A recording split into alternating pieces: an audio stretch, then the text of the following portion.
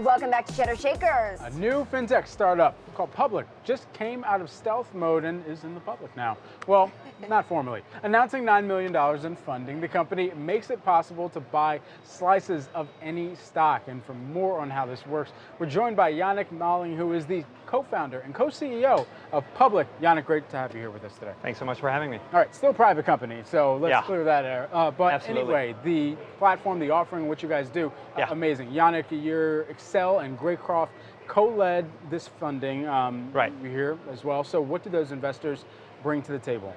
So clearly, obviously, Excel and Greycroft has a long track record and history in tech, but specifically in fintech. I think the last time they lit a round was in a company called Venmo, which has since then gone on to do pretty well. Obviously, Excel were in other companies like Facebook, and a lot of big tech plays throughout the year. So they bring a wealth of experience, but specifically when it comes to the fintech sector. How does it work? I mean, what are the logistics of getting a slice of stock versus a full share? Very good question. So Public makes it possible to buy any stock for any amount of money, commission-free. As you said, the logistics behind that are not easy, but we think it was an important thing to build because you're living in a world today where in order to buy into the top 15 companies on the S&P 500, it's going to cost you $5,000 to $6,000. That's more than twice what the average young American have in their savings account today. And so we kind of saw this disconnect happening in the market, and we decided to build the technology that allowed people to buy into their favorite companies for any amount of money, regardless of what the price per share is. I didn't need you to put my savings account info out there like that, but okay, here we are anyway. But I think this is cool because it's almost like the Uber pool, the poolization of buying shares, essentially. Yeah, you could say that a little bit, right? And of course, the logistics behind it, like I said, are not easy because you can't go down to these guys down here and sell a part of a share. Right. So what we're essentially doing is almost like building a layer around the stock market that just opens up the market to so many more people because they can deal in and out of the market in smaller amounts that they have to on traditional platforms. Sure. How do you make this easy to use for consumers?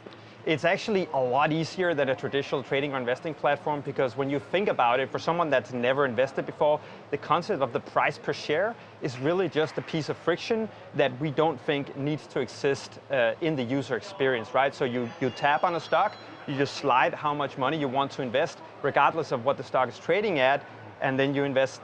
That's your investment in the company. So for a company like Amazon trading at almost $2,000, you can buy 50, 100, 200 bucks in real time with zero commission. And so the pairing, walk us through that and how it works, because clearly you'd need other people to make up for that other portion of the share at the end of the day. Right, exactly. So, well, like I said, what we essentially do is we can slice up shares, right? So it's almost like you have stocks, shares.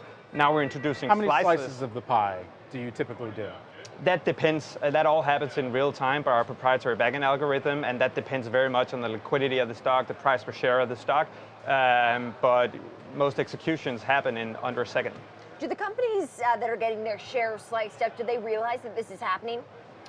We don't need to go out and get approval for any particular company in order to do this. That's the great thing about how the stock exchange in this country actually works. But ultimately what it does is just allows more customers to become shareholders, and that's something that we're really excited about. Is this a structure that the exchanges themselves should be looking at taking on, or something that the trading platforms should be more enticed to really take on? That's a really good question. I mean, I think, the public markets were created 400 years ago when the East Indian Trading Company went public as the first company ever. Yeah. Since then, the way you've partaken in it is buying shares, right?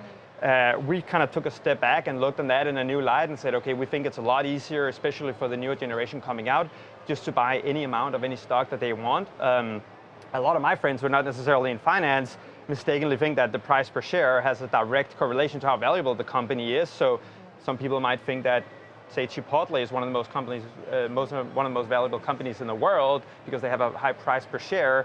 And so it takes away that piece of kind of confusion and just let people invest in the companies they believe in. How do you make money on this? So there's a lot of ways to make money in the stock market without actually charging commission, which obviously have been evidenced by other companies. And fundamentally, we sort of see two waves happening. So the first wave was like the zero commission wave, and we think that was a fantastic thing for the end consumer. But we think democratizing sort of the asset class by way of fractional shares is much more important in order for the financial services industry and the stock market to actually become something everybody can partake in. And so right now, that's what we're focused on. In the future, there are many ways that we can monetize on, but with this new round of funding and these great kind of investors behind us, we're currently just focused on making everyone an investor and letting them buy into their favorite companies. All right, Yannick, we're going to leave it there. Thanks for joining us. Of course. That's Yannick Malling, co-CEO of Public.